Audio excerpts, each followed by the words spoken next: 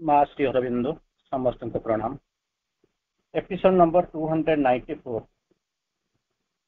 Page 67 आमे आज आलोचना करिबा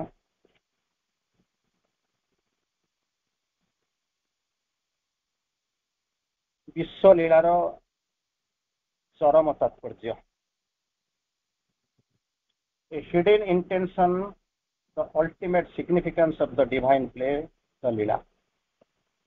आम गतानुगतिक धारे आम आलोचना करूँ से तीनोटी लाइन को आम आलोचना करूँ। तीनोटी लाइन बहुत सिग्निफिकेंट लाइन अच्छी, तेणु अंततः मत लगुच आम आज सुधा 5टा एपिसोड आम पढ़ी सारूँ से 3टा लाइन रे गोटे चमत्कार लाइन 3टा मत बहुत भल लगे, बहुत भल लगे। तेणु आम सबुजाक प्रोटोकॉल भांगिकी आम आलोचना करूँ। 294 से 3टी लाइन मुझे आउ थे खाली मन पकई दूसरी आम आलोचना भर जा। बहुत बहुत बहुत सिग्निफिकेंट लाइन। एक्चुअली आम जीवन में से तो सब साधना करूँ। मुझे जानी आप आम मानकर आम तो किसी उद्देश्य होपफुली मत लगुच आम समस्त से लगुच धनी हाँपाई, मेटेरियल प्रोग्रेस करने कि आध्यात्मिक लाइन दी लाइन जावाई आम क्या करने चाहूँ। एक्चुअली आम जो चरम लक्ष्य ताकू प्राप्ति करने जहाँ दरकार यही 3टी लाइन लिखा जामि कहते आमे माने होचंती ईश्वर संतान एवं विशेष रूप से आम तांकरी भली आम उठा हवा ही दुभ निश्चित। आमे तांकर मानवीय अंश, आमको तांकर दिव्य रूप से विकसित हो उठा पड़ो। आमर जीवन ही एक विरोधाभास जार चाबी हेले भगवान। तार आम आलोचना आउ टे भितर को जा कौन श्री अरविंद कहवाक चाहते बहुत सुंदर भाव लिखिं। एत सुंदर प्रकृत में जदि मुझे मन करूँ मुझे मोर जीवन मोर डेस्टिनी हूँ मु भगवान हेबी मु कहीं कादुरे आसिक घाटी हूँ भावन तो प्रकृत है हजि जाइए बाट पाऊनी जमी हुए जीवन में सब चाबी हजि जाए समस्ते सबकि मन पकई था मन पकड़े मुझे चेष्टा कर अनेक समस्या थाए तेणु मुझे साहस भी करूनी। ठीक अच्छे से सब जिन किसी असुविधा ना कि प्रकृत में जब आम देखो निजे जब भितर को जाम तर्जमा करवा आरंभ करवा मोर परिचय हूँ मु बर्तमान ये भिक मागुची।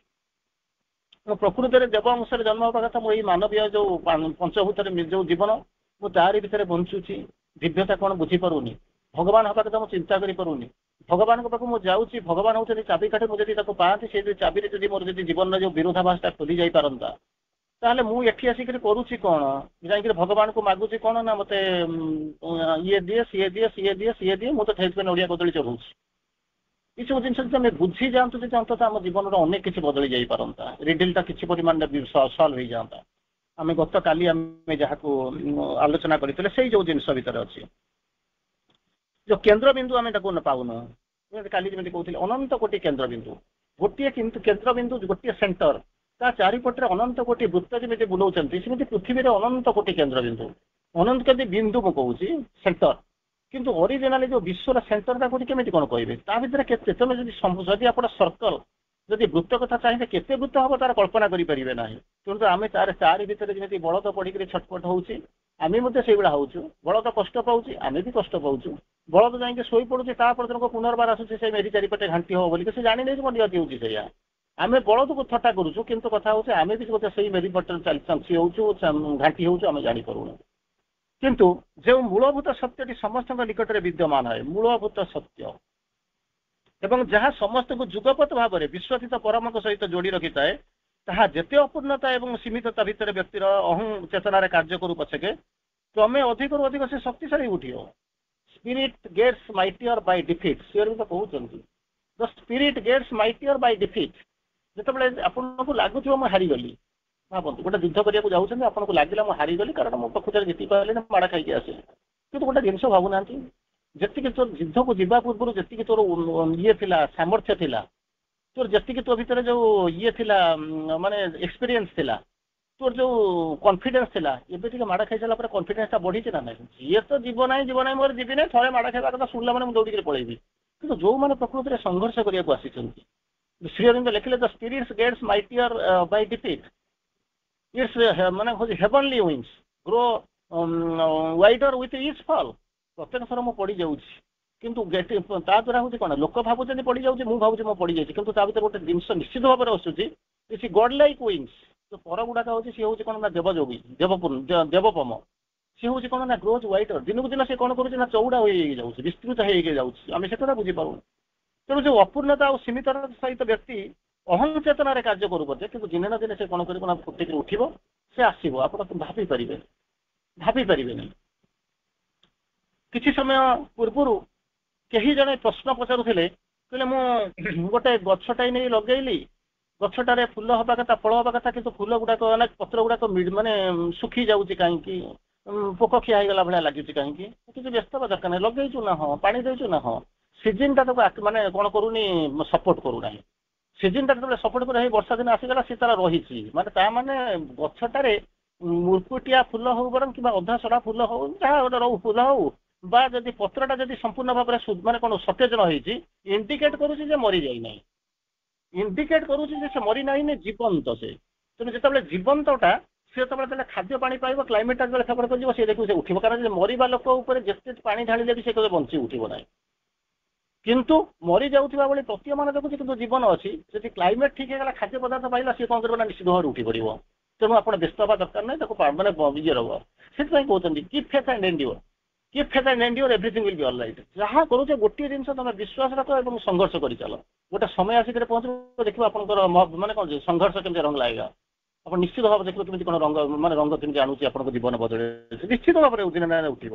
ଏବଂ ଉଭୟ ବ୍ୟକ୍ତି ଏବଂ ପରମ ଯେ ଗୋଟିଏ ଉପାଦାନରେ ଗଢ଼ା, ତାହା ଦିନେ ନା ଦିନେ ସର୍ବୋଚ୍ଚ ଜ୍ଞାନ ପ୍ରାପ୍ତ ହୋଇଥିବାର, ସର୍ବୋଚ୍ଚ ଜ୍ଞାନ ସେ ପ୍ରାପ୍ତ କରିବା ସକ୍ଷମ ହବ।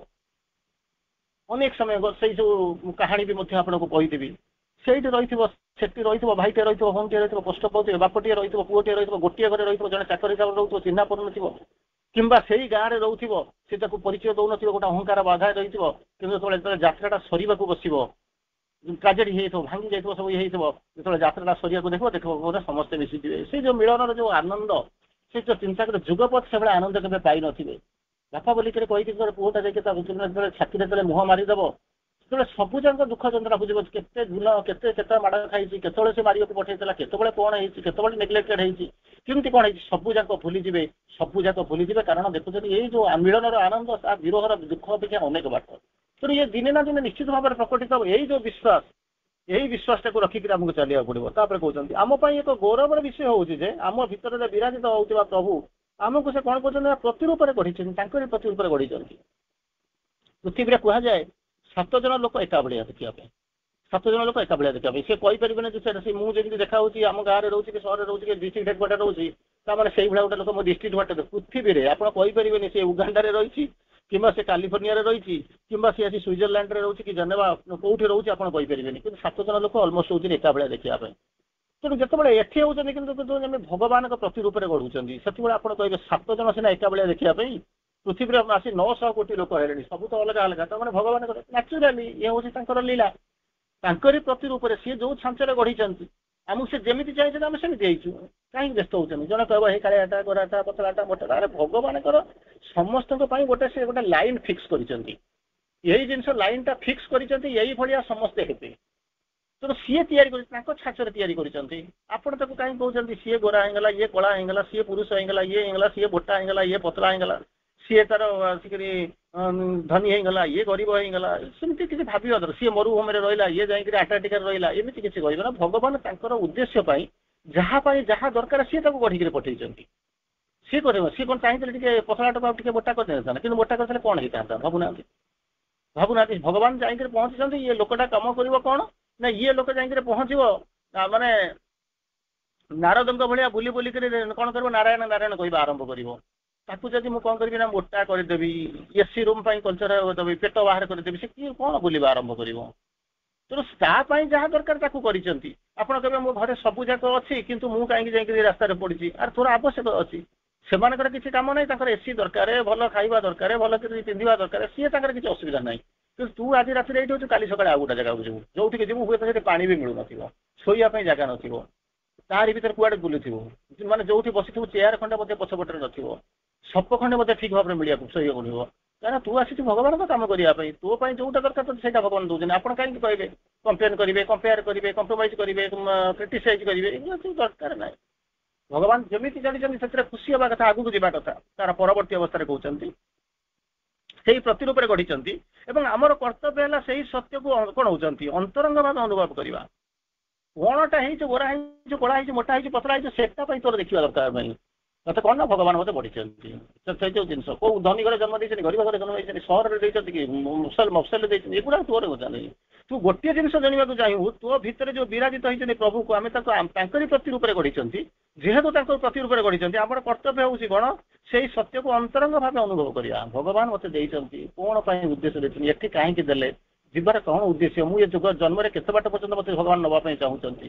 ପ୍ରତି ମୁହୂର୍ତ୍ତରେ ଯାଇକି ପହଞ୍ଚିବେ, ବିନୟ ସକାଳୁ ସକାଳୁ ଉଠି ବିନୀତ ଭାବରେ କହିବେ, ଭଗବାନ ମତେ କଣ କରିବାକୁ ଅଛି ମତେ କହ। ଆପଣ ସେଠୁ କହିବେ କଣ, ଆରେ ମୁଁ ତ ଚାକିରିଟା କରୁଛି, ମତେ ଚାକିରିଟା କରିବାକୁ ଅଛି, ଆଉ କଣ ମୋର ତ କିଛି କାମ ନାହିଁ, ଏଠି ବସି ଟିଭି ଦେଖିବି। ତା ନୁହେଁ, ସେଟା ଠିକ ଅଛି, ରୁଟି କପଡା ମକାନ ପାଇଁ ତାର ଆବଶ୍ୟକତା ଅଛି, ଆପଣ ଯାଉଛନ୍ତି, ସମସ୍ତେ ଚାଲିଛନ୍ତି। କିନ୍ତୁ ତାଙ୍କର ଗୋଟେ ପ୍ରଚ୍ଛନ୍ନ ଉଦ୍ଦେଶ୍ୟ ଅଛି, ଯୋଉ ପ୍ରଚ୍ଛନ୍ନ ଉଦ୍ଦେଶ୍ୟକୁ ଫୁଲଫିଲ୍ କରିବା ପାଇଁ ଆମେ ସବୁ ଆସି ଚାଲିଛୁ। ସେଇଟା ଦିଅନ୍ତୁ, ବିନମ୍ର ହେଇକି ପଚାରନ୍ତୁ, ବିନମ୍ର ହେଇକି ପଚାରନ୍ତୁ, ଆଜ୍ଞା ମତେ କଣ କରିବାର ଅଛି। ତା ଦ୍ୱାରା କଣ ହବ, ଇନଷ୍ଟ୍ରକ୍ସନ ମିଳିବ, ଗାଇଡାନ୍ସ ମିଳିବ, ଭୁଲ ହେଇଗଲେ ବି ଗାଳି ମିଳିବ ନାହିଁ। ତ ସିଏ ତ ମତେ ନେଇକରି ଯିବେ ତାର ପରବର୍ତ୍ତୀ ଅବସ୍ଥାକୁ, ତାଙ୍କରି ପରି ଆମେ ହୋଇ ଉଠିବା, ଯେମିତି ସିଏ ଆମେ ତାଙ୍କରି ପରି ହେଇ ଉଠିବା। କଣଟା ହେଲୁ ତା ନାହିଁ, କାଠରୁ ସବୁ ଯାକ ତିଆରି ହେଇଛି, କାଠରୁ ସବୁ ଯାକ ତିଆରି ହେଉଛି। କାଠରୁ ଆପଣଙ୍କର ଟେବୁଲ ଚେୟାର ଖଟ ତିଆରି ହେଇଛି, କାଠରୁ ଜଗନ୍ନାଥ ମଧ୍ୟ ତିଆରି ହେଇଛନ୍ତି, ଜଗନ୍ନାଥ ମଧ୍ୟ ତିଆରି ହେଇଛନ୍ତି। ତେଣୁ କାଠ ହଉଛି ଏଇଆ, ନିୟତି ଅନୁସାରେ ତାର ଆସ୍ପିରେସନ ଅନୁସାରେ ସେ କୋଉଠି ଲାଗୁଛି। ଗୋଟିଏ ପଥର ଯଦି ପଡିଥିବ, ସେଇ ପଥରକୁ ଆପଣ କାହା ପକେଇକି ଆମ୍ବ ପାରୁଛନ୍ତି, ସେଇ ପଥରକୁ ପକେଇ କାହା ମୁଣ୍ଡକୁ ଫଟଉଛନ୍ତି, ସେଇଭଳିଆ ଗୋଟେ ବଡ ପଥର ଆଣିକି ତା ଦେହରେ ଟୁଟ ପଥର କରିକି ତାକୁ ଗୋଡ ଘଷୁଛନ୍ତି। ସେଇଭଳିଆ ଗୋଟେ ପଥରରେ କଣ ହେଇଛି ନା, ମନ୍ଦିରରେ କଣ କରିଛି, ଯାଉଛନ୍ତି ଯାଉ ସେଠି ମଧ୍ୟ ତିଆରି ହେଇଛି, ବାଟ ତିଆରି ହେଇଛି। ସେଇଭଳିଆ ଗୋଟେ ପଥର ଖଣ୍ଡରେ ମଧ୍ୟ ନିଜେ ଦେବତା ହିଁ ତିଆରି ହେଇଛନ୍ତି। ତେଣୁ ପଥରର ଆସ୍ପିରେସନ କଣ, ଆପଣ ଚିନ୍ତା କରନ୍ତୁ, ମତେ କାହିଁକି କଲେ। ତୁଠ ପଥର କାହିଁ କମ୍ପ୍ଲେନ କରିବ ଯେ ଭଗବାନ ଇଏ କଣ କରିଥିଲା, ସେ ତାକୁ ଯାଇକି ନିଜେ ମନ୍ଦିର ଭଗବାନ କରିଥିଲେ। ଆରେ ତୁ ପଢିକରି ରହ, କାହିଁକି ବ୍ୟସ୍ତ ହଉଛୁ, ପଢିକରି ରହ।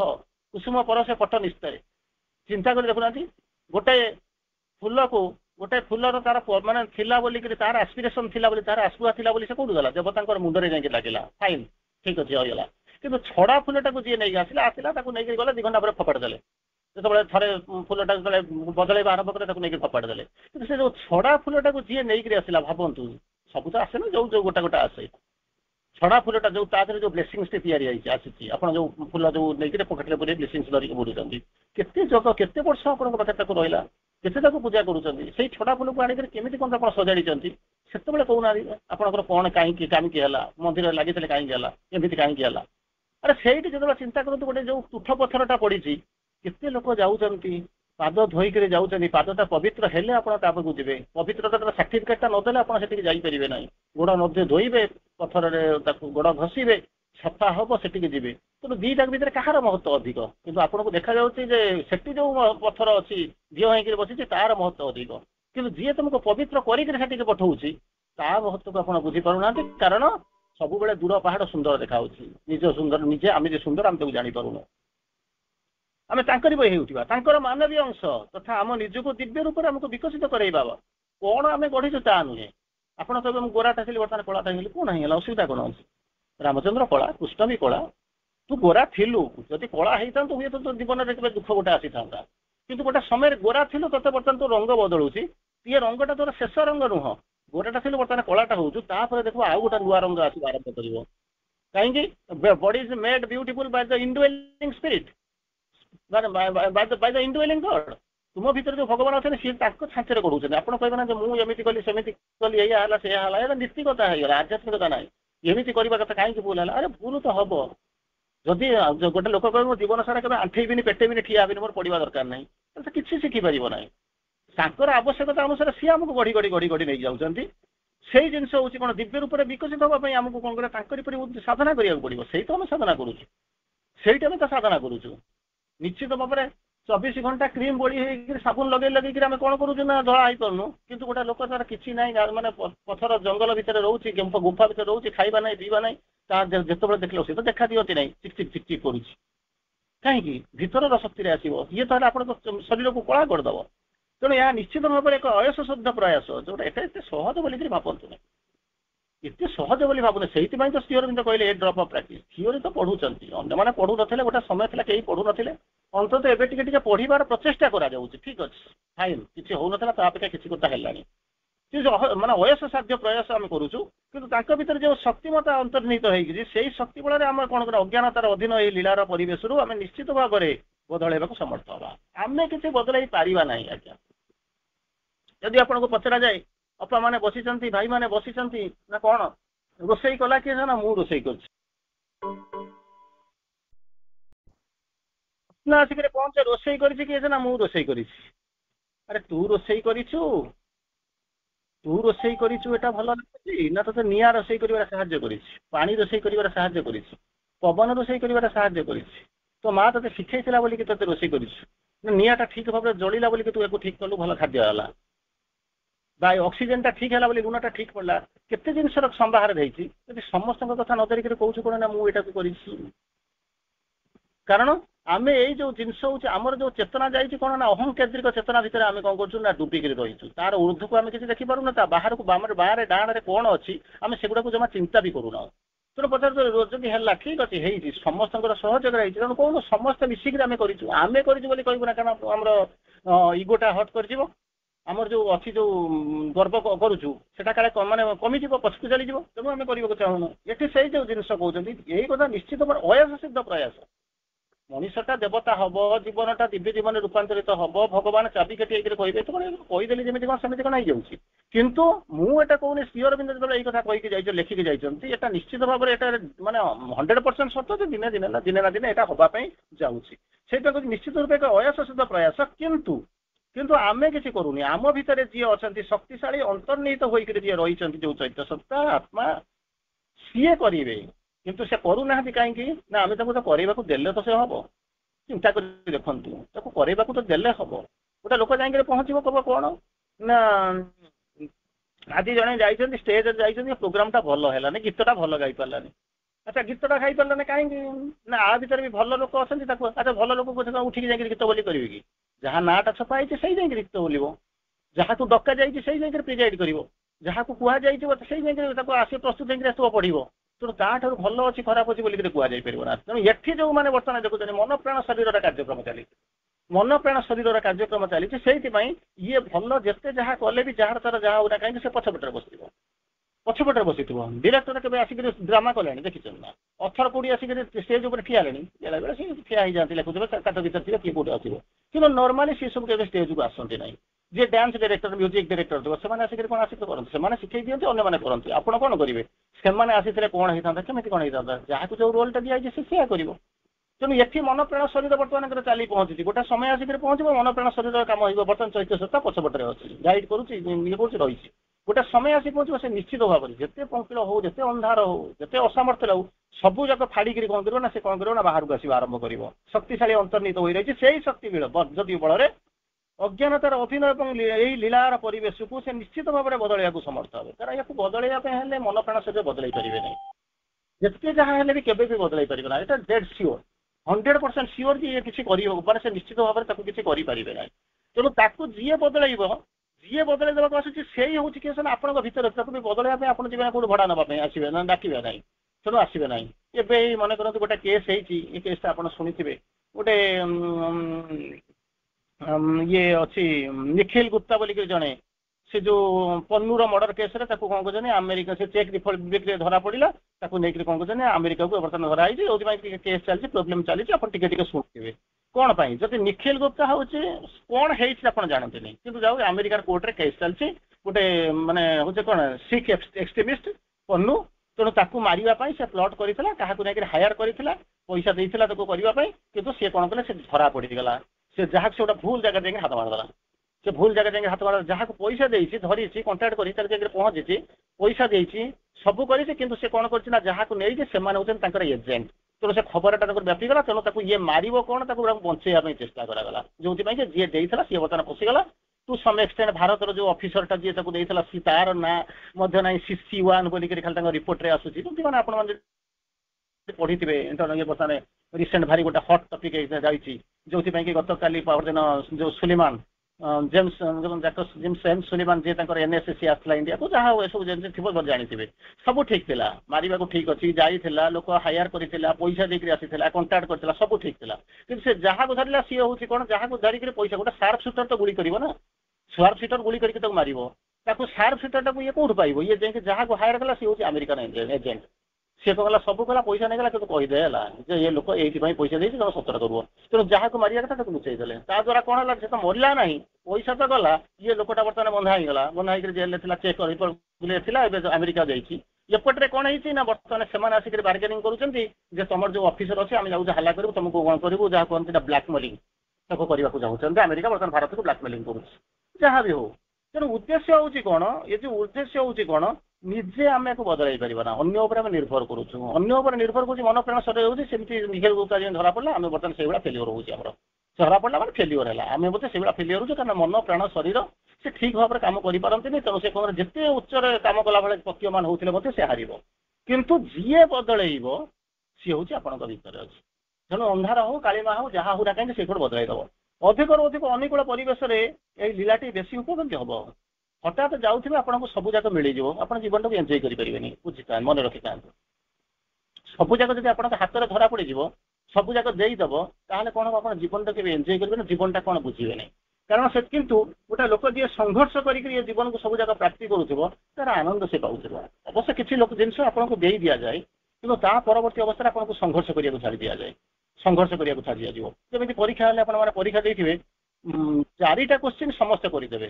80 ମାର୍କ ପର୍ଯ୍ୟନ୍ତ କରିଦେବେ କିନ୍ତୁ ଗୋଟିଏ କୋଶ୍ଚିନ୍ ଥିବ ଟିଲ୍ଟିଂ କରିଦେଇଥିବେ ତାକୁ ଯୋଉମାନେ ବୁଝିଥିବ ସେଇମାନେ କେବଳ ତାକୁ କ୍ୱାଲିଫାଇ କରିବେ ଆଉ ସେଇ ଗୋଟାଏ କୋଶ୍ଚିନ୍ ଉପରେ ଡିସାଇଡ୍ କରିବ ସମସ୍ତେ 4ଟା କୋଶ୍ଚିନ୍ ଦେଇଦେବେ କାରଣ ନୋଟ୍ ସମାନେ ପରୀକ୍ଷାର ଟିଚର ସମାନେ ନୋଟ୍ ସମାନେ ବହି ସମାନେ ସବୁ କୋଶ୍ଚିନ୍ ସମାନ 4ଟା କରିଦେବେ କିନ୍ତୁ ପଞ୍ଚମ କୋଶ୍ଚିନ୍ଟା ଏମିତି ଟିକେ ଟିଲ୍ଟ କରିଦେଇଥିବେ ସେଇଟାକୁ ଯିଏ ମାନେ ଠିକ ଭାବରେ ପେସେନ୍ସ ରଖିକି କରିଦେଇ ପାରିଲା ସିଏ ସେଠୁ କଣ କରିବ ନା ମାନେ ୱିନର ହେଇଯିବ ଏଥିରେ ସନ୍ଦେହ କରିବାର ନାହିଁ ତେଣୁ ଉପଭୋଗ କରିବା କଥା ଏଇଠି ସମସ୍ତେ 4 ପର୍ଯ୍ୟନ୍ତ ଯିବେ ସମସ୍ତଙ୍କର କ୍ୱାଲିଫିକେସନ ଅଛି ସମସ୍ତେ 4 ପର୍ଯ୍ୟନ୍ତ ପଳେଇବେ କିନ୍ତୁ 5ଟାକୁ ଯିଏ କ୍ୱାଲିଫାଇ କରିବ ସେଇଟା ହେଉଛି ଜୀବନର ଉପଭୋଗ୍ୟ ଜିନିଷ ସେଇଥିପାଇଁ ଆପଣଙ୍କୁ ବାରମ୍ବାର କୁହାଯାଏ ସମସ୍ତେ ବର୍ତ୍ତମାନ କିଏ କୋଉ ଷ୍ଟେଜରେ ଅଛନ୍ତି ଆପଣ କହିବେ କିଏ ପ୍ରଥମ କୋଶ୍ଚିନ୍ ଭିତରେ ଅଛି କିଏ ଦ୍ୱିତୀୟ ପାଖକୁ ଗଲାଣି କିଏ ତୃତୀୟ ଗଲାଣି କିଏ ଚତୁର୍ଥ ଗଲାଣି ଆପଣ ସେ ଚତୁର୍ଥ କୋଶ୍ଚିନ୍ କଥା ଛାଡ଼ନ୍ତୁ ପଞ୍ଚମକୁ ଯଦି ଆପଣ ଭାବୁଛନ୍ତି ମୁଁ 4ଟା କୋଶ୍ଚିନ୍ ପାଇଁ ମୁଁ ଯୋଗ୍ୟ ହେଇଗଲିଣି ପଞ୍ଚମ କୋଶ୍ଚିନ୍ ପାଇଁ ଠିଆ କରନ୍ତୁ ଇଏ ହେଉଛି ଆପଣଙ୍କ ସ୍କୁଲରେ ଗୋଟେ ଲେବୁଲର ପରୀକ୍ଷା କିନ୍ତୁ ତାପରେ ପରେ ଧୀରେ ଧୀରେ ଅନେକ ଅନନୋନ୍ ଜିନିଷ ଆସିବ ଯାହାକୁ ଆସିକି ପହଞ୍ଚିବ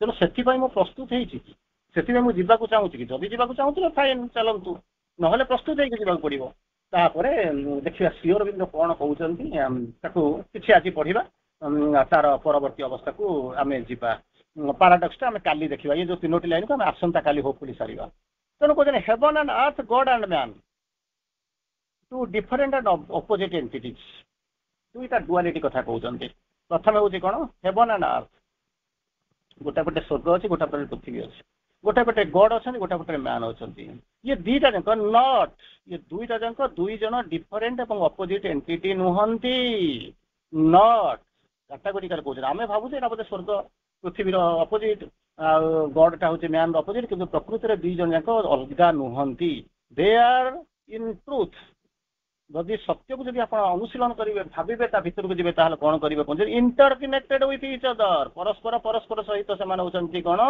ଇଣ୍ଟର କନେକ୍ଟେଡ୍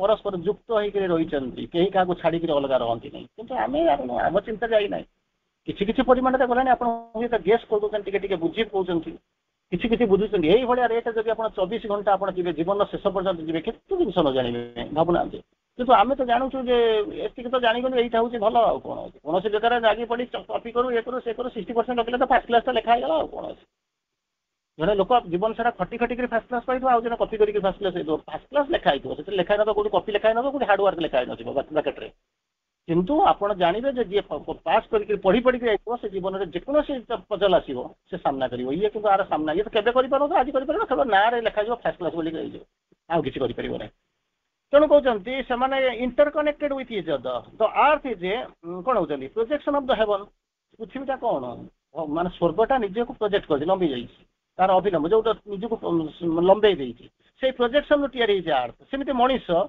ଯୋଉ ସୃଷ୍ଟିଟା ହେଇଛି କ୍ରିଏସନ କେମିତି କଣ ହେଇଛି ଇମାନେସନ ଏ ଫର୍ମ ଅଫ୍ ଗଡ୍ ମଣିଷ ହଉଛି ତାରି ରୂପ ଭଗବାନଙ୍କର ଏକ ରୂପ ପୃଥିବୀଟା ହଉଛି କଣ ତାଙ୍କ ପ୍ରୋଜେକ୍ସନ ହେଭନର ପ୍ରୋଜେକ୍ସନ ତିଆରି ହେଇଛି ମଣିଷ ଯୋଉ ଫର୍ମ ଧରିକି ଆସିକି ପହଞ୍ଚିଛି ସିଏ ହଉଛି କଣ a form of God God takes birth on earth in human form ଭଗବାନ ଆସନ୍ତି କେମିତି କଣ ଆସନ୍ତି ପୁରା ମାନେ କଣ ମାନେ କିଏ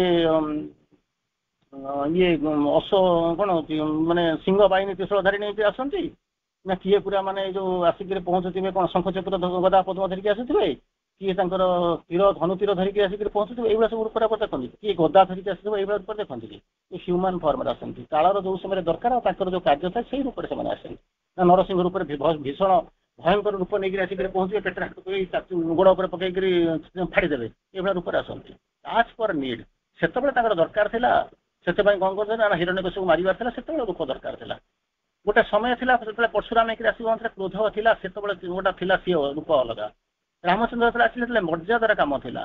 କୃଷ୍ଣ ଯେତେବେଳେ ଆସିକିରି ପହଞ୍ଚିଲେ ରାସନାଲ ଡେଭଲପମେଣ୍ଟ ହେଇଯାଇଥିଲା, ପ୍ରେମର ଡେଭଲପମେଣ୍ଟ ହେଇଥିଲା, ସେତେବେଳେ ଆବଶ୍ୟକତା ଥିଲା। ଆପଣଙ୍କ ସମୟରେ ତାହାର ଅଲଗା ପ୍ରକାର ଜିନିଷ ଆସୁଛି, ଆପଣ ଅନ୍ୟ ଆଡେ ଗୋଟେ ଯାଉଛନ୍ତି। ସେଠି ସେମାନେ ଖଣ୍ଡା ଧରିକିରି ବୁଲୁଥିଲେ, ବର୍ତ୍ତମାନ ଆଉ ଖଣ୍ଡାର ଆଉ କିଛି କାମ ନାହିଁ, ଠେଙ୍ଗାର କିଛି କାମ ନାହିଁ, ଧନୁତୀରର କିଛି କାମ ନାହିଁ। ସେ ବର୍ତ୍ତମାନ ଆସିକିରି ପହଞ୍ଚୁଛି ସୁପରସୋନିକ ବିମାନରେ, ଯେମିତି କହନ୍ତି ନା ଆଣ୍ଟି ଏୟାରକ୍ରାଫ୍ଟ କହୁଛନ୍ତି ଯେମିତି ମିସାଇଲ ମାନେ ଆସିଛନ୍ତି। ବର୍ତ୍ତମାନ ଆଉ ତଳେ ଯୁଦ୍ଧ ହଉନି, ଉପରେ ଯାଇକିରି ହଉଛି କୋଉଠି ନା ସ୍ପେସରେ ବର୍ତ୍ତମାନ ୱାର ହଉଛି। ଆପଣ ଏଠୁ ମାରିବେ, ଇଏ ଯାଇକିରି ବୁଲି ବୁଲିକିରି ଆମେରିକାର ମନେ କରନ୍ତୁ ଚାଇନାର ଗୋଟେ କୋଉଠି ଆକ୍ରମଣ କରିବ, ଇଏ ମାରିଲା ବେଳକୁ ସିଏ ଉପରେ ଠିଆ ହେଇଥିବ। ସେ କଣ ଯଦି ପାହାଡ ଉପରେ ଠିଆ ହେଇଥିବ, ଉପରେ ଠିଆ ହେଇଥିବ ଗୋଟେ ମାରିଦେବେ ଯେ ଆଣ୍ଟି ସାଟେଲାଇଟ, ତାକୁ କଣ କରିବ, ୟାକୁ ଜଣେ ମାରି ଉଡେଇଦେବ, ସେ ଜମା ଯାଇପାରିବ ନାହିଁ। ତେଣୁ ଆପଣ ଯେତେ ସ୍ପିଡରେ ଯାଉଥାନ୍ତୁ ରାଡାର ଧରିପାରନ୍ତୁ, ଉପରେ ଠିଆ ହେଇକିରି ଯୁଦ୍ଧର ଶୈଳୀ ବଦଳିଗଲାଣି। ତେଣୁ ସେଥିପାଇଁ କହୁଛନ୍ତି God takes birth in human form. ମଣିଷ ରୂପରେ ସେ କଣ ଯୋଉ ଆବଶ୍ୟକତା ଅନୁସାରେ ଧରିଛନ୍ତି। Put on a human nature as the part of manifestation, as the part of manifestation. କଣ କରୁଛନ୍ତି? ଭଗବାନ ତାର ରୂପକୁ ତାକୁ ଧରିଛନ୍ତି, ଧରିକି ରହିଛନ୍ତି। ତାପରେ କହୁଛନ୍ତି ଦ ହାୟର ପରସୁଇଟ୍ସ ଇଟସେଲ୍ଫ ପ୍ରେଜେନ୍ସ ଇଟସେଲ୍ଫ ଆଜ୍ ଦ ଲୋୟର। ସେଇ ଥିଲେ ଉପରେ ଥିଲେ, ହାଇଏଷ୍ଟ ଥିଲେ, ବର୍ତ୍ତମାନ ଲୋଏଷ୍ଟକୁ ଆସିଛନ୍ତି। ହାୟର ଥିଲେ, ଏଠି ଲୋୟରକୁ ଆସିଛନ୍ତି। ସେ ନିଜକୁ ରିପ୍ରେଜେଣ୍ଟ କରୁଛନ୍ତି ସେଇ ଯୋଉ ରୂପରେ। It is incumbent on their lower to grow into the higher. ଯେମିତି ଉପରେ ତ ସୂର୍ଯ୍ୟ ଡାକୁଛି ପେଟରେ ଥିବା ସନ୍ତାନଟାକୁ, ପେଟରେ ମାନେ ଯୋଉ ମଞ୍ଜି ଭିତରେ ଯୋଉ ଗଛଟାଏ ଅଛି, ସମ୍ଭାବନା ଅଛି। ଯେତେବେଳେ ଗଛଟା ଲଗେଇଛ, ଯେପର୍ଯ୍ୟନ୍ତ ଗଛଟା ନ ଲଗେଇଛ, ମଞ୍ଜିଟାକୁ ପୋତିନ, ସେ ପର୍ଯ୍ୟନ୍ତ କିଛି ଅସୁବିଧା ନାହିଁ। ଯେତେବେଳେ କିନ୍ତୁ ଉସ୍କଉଛି, ଉସ୍କେଲେ ସେ ଯାଇପାରୁନି କି କଣ ଗୋଟା ହଉନି, ବା ପାଣି ପଲେ ଉଠଉଛି, ସେଟା ଅଲଗା କଥା। କିନ୍ତୁ ଅନ୍ତତଃ ଯାହାକୁ ପୋତିଛନ୍ତି ସେତେବେଳେ କଣ ଯଦି ଟିକେ ତାକୁ ଛୋଟିଆ ଛୋଟିଆ ଭ୍ରୂଣଟିଏ ବାହାରୁଛି, ସୂର୍ଯ୍ୟ ତାକୁ ଡାକୁଛି ଆସ ଉଠିଆ ଉଠିଆ ଉଠିଆ ଉଠିଆ। ଠିକ ସେଇଭଳିଆ ଏଠି ମଧ୍ୟ ସେଇଭଳିଆ ହେଇଛି। ଲୋୟରକୁ ଡାକୁଛି, ହାୟର ଡାକୁଛି to grow to the higher, ଉଚ୍ଚକୁ ଉଠିଆ। ସେଠୁ କହୁଛନ୍ତି man who derives from God to rise into the nature and the form of God. ତେଣୁ ସେଠି ଯେମିତି ମଞ୍ଜି ଭିତରେ ଥିବା ସେ ଯୋଉ ଇଏଟାକୁ ଡକା ହଉଛି ତୁ ଉପରକୁ ଉଠିଆ, ସେମିତି ମଣିଷକୁ ଡକା ହଉଛି ତୁ ଉପରକୁ ଆ। ଏଠି କେତେ ବାଟ ଯିବୁ? ସେ ତ ଗଛ ହଉଛି, ତାର ସଚୁରେସନ ଆଉ ତାକୁ ଯାଇପାରିବନି। କିନ୍ତୁ ଆକୁ ଡକା ହଉଛି କଣ, ତୁ ଆ ଉର୍ଦ୍ଧ୍ୱକୁ ଆ, ଉର୍ଦ୍ଧ୍ୱକୁ ଆସି ତୁ ଯୋଉ ଶକ୍ତିଟାକୁ ଯାହା ପ୍ରାପ୍ତ କରିବା କଥା, ଦେବତା ହବା ପାଇଁ ଆ। ତୁ ଯେମିତି ଗଛଟା ଯେମିତି 10 ଫୁଟ 20 ଫୁଟ 50 ଫୁଟ ବଢି ସାରିଲା ପରେ ଆଉ ବଢି ପାରୁନି, ରହିଯାଉଛି, ସେମିତି ନୁହେଁ। ତୋର ଦେବତା ପ୍ରାପ୍ତି ହବାର ଅଛି, ତୁ ଆ ଉଠି ଉଠିକିରି ଆ, ତାକୁ ଡକା ହଉଛି ଫର୍ମ ଅଫ ଗଡ୍। ତାପରେ କହୁଛି on earth as man, on earth ଏ ପୃଥିବୀରେ ଆଜ୍ ମ୍ୟାନ୍ କଣ କରିବ? ମଣିଷ needs to ascend to God. ଏ ଗଛ ଉପରକୁ ଚଢିବା ପାଇଁ ଆସିନଥିଲା, ପାହାଡ ଉପରକୁ ଚଢିବାକୁ ଆସିନଥିଲା, ତେଣୁ କୋଉଠିକି ଆସିଥିଲା? ସେଇ ଯୋଉ ଭଗବାନଙ୍କ ପର୍ଯ୍ୟନ୍ତ ଚଢିବାକୁ ତ ପଡିବ, ଆସେଣ୍ଡ ତ ନିଶ୍ଚିତ। ଆପଣ କହିବେ ନା କିଏ କୋଉଠି ମତେ ଟେକି ନବ, ଏକ ସେଠୁ ଟେକିକି ନେଇ ଥୋଇଦବ, ସେଟା ଠିକ ଅଛି। ଭଗବାନ ଯଦି ଚାହିଁବେ ସେଟା ଆମର କଣ କରିବାର ଅଛି। ମା ଯାହାକୁ ଚାହିଁବେ ବାଛିଥିବେ, ସେଟା ଯେମିତି ହେଲେ ନେଇକିରି ଆସିକିରି ପହଞ୍ଚିବେ। ଆପଣ କଳ୍ପନା କରୁନାହାନ୍ତି, ଜାଣି ଘରେ ବଜାର ବସିଛନ୍ତି, ଆଜି ଗୋଟାଏ ଦିନରେ କୌଣସି ଟ୍ରେନ ନାହିଁ, କୌଣସି ବସ୍ ନାହିଁ, ସବୁ ଯାକ ଷ୍ଟ୍ରାଇକ୍ ହେଇଛି, ହରତାଳ ହେଇଛି, ସବୁ ବନ୍ଦ ହେଇଛି। କିନ୍ତୁ ଗୋଟିଏ ଲୋକର ଦରକାର, ସେ ଭଗବାନଙ୍କୁ ଡାକି ଯାଉଛି, ସେ ଯାଇକିରି ପହଞ୍ଚୁଛି। ବାଇଚାନ୍ସ ଦେଖିବେ ଗୋଟା କଣ ହେଇଥିବ, କୋଉଠୁ କଣ ଗୋଟେ ଗାଡି ଆସିବ, ତା ସେ ପାଇଯିବ, କିନ୍ତୁ ଉଠେଇକି ନେଇଯିବ। ଭଗବାନ ତା ପାଇଁ ପଠା, ଭଗବାନଙ୍କ କାମ ଯେମିତି ହବ, ସିଏ କଣ ଆଉ ଆମ ଚିନ୍ତାଧାରାରେ ବସିକି ଶୋଇପଡିବେ କି? ଯେ ଆମେ ଯେମିତି ଚିନ୍ତା କରୁଛୁ ସେମିତି କଣ ଶୋଇପଡିବେ? ସିଏ ତାଙ୍କ କାମ କରିବେ, କେମିତି କଣ କରେଇ ନେବେ, କାହାକୁ ପଠେଇବେ। କେବଳ ଆମକୁ ଗୋଟିଏ ଜିନିଷ ଅଛି, କୃତଜ୍ଞତା ଜ୍ଞାପନ କରିବାର ଅଛି, କୃତଜ୍ଞ ହବାର ଅଛି। ତାପରେ କହୁଛନ୍ତି the holocaust of the supreme calls for an answering response of self giving self transformation of the earth creation. ସେ ଡାକୁଛି ତୁ ଦୁଇଟା ଜିନିଷ କରିବାକୁ। କଣ ହଉଛି? ଦୁଇଟା ଜିନିଷ କରିବ। ଗୋଟେ ହଉଛି ସେଲ୍ଫ ଟ୍ରାନ୍ସଫର୍ମେସନ, ଆଉ ଗୋଟେ ହଉଛି ସେଲ୍ଫ ଗିଭିଂ, ନିଜକୁ ନିଜେ ଦେଇଦିଅ। ଆଉ ସେଲ୍ଫ କଣ ହଉଛି? ଟ୍ରାନ୍ସମ୍ୟୁଟେସନ, ରୂପାନ୍ତର କର। ଆପଣ କହିବେ କିଏ ଗୋଟେ ଆସିକରି ପହଞ୍ଚିବ, କଟାକଟି କରିବ, ବଦଳା ବଦଳି କରିବ, ଯେମିତି ମାନେ ଯୋଉ ଇଏ ବଦଳା ବଦଳି କରିବ, ବଣିଆ ଆସିକରି ତିଆରି କରିବ। ଏମିତି କଣ? ନିଜେ ନିଜେ ତିଆରି କରିବ, ତିଆରି ହବ। ଜାଣିଗଲଣି ବାରିକ ଆସୁଥିବ, ସମସ୍ତଙ୍କ ଚୁଟିକି କାଟୁଥିବ, କିନ୍ତୁ ବେଳେ ବେଳେ କଣ ହଉଥିବ ନା ବାରିକର ଚୁଟି କେହି କାଟୁଥିବ, ସେ ନିଜେ ନିଜେ କାଟୁଥିବ। କେମିତି କଣ? ସେଇଭଳିଆ ଅଭ୍ୟାସ କରିବାକୁ ପଡିବ। ଆଗ ଦେଖିବେ, ପଛେ ଦେଖିବେ, ଅଇନା ଦେଖିବେ। ଆପଣ କହିବେ ମୋର ହଉନି, ଥରେ ହବନି, କଟିଯିବ, ଭୁଲ ଭାଲ ହବ। किंतु गोटे समय आसिक कहतु आप हाथटा से किसी असुविधा ना से जिन कहते कौन कहते the holocaust of the supreme the holocaust of the supreme कौन हम calls for an answering response से डाकुचंती परीक्षा चली ये सब जाऊँगी से कहते रेस्पॉन्स ऑफ सेल्फ गिविंग निजक निजे दे दियो निजक निजे सेल्फ सेल्फ गिविंग और सेल्फ ट्रांसफॉर्मेशन ये दुईटा जिन तुम्हें कर दियो कर सारा कौटी हम कौटी ऑफ द अर्थ क्रिएशन ये जो सृष्टि तार भीतर दुईटा जिन से प्रति मुहूर्त में आपको आह्वान आसছে holocaust of the supreme the sacrifice of the divine mother जो आप माँ बही पढ़ी से हूँ आत्मदान तो से आह्वान आसूची सेल्फ ट्रांसफॉर्मेशन करो सेल्फ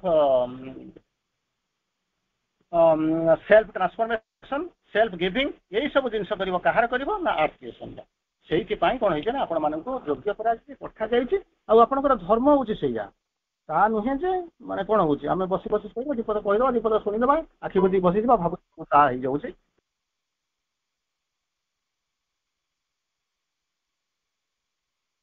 समय आह्वान वार्ता को विराम दबा वंदे मातरम नमस्कार गुड नाइट।